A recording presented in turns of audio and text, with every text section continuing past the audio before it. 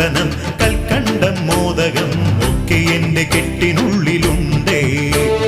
പട്ടും പതക്കവും പൊട്ടും തിളക്കവും തൊട്ടടുത്തു നിന്നു ഞങ്ങൾ കണ്ടേ.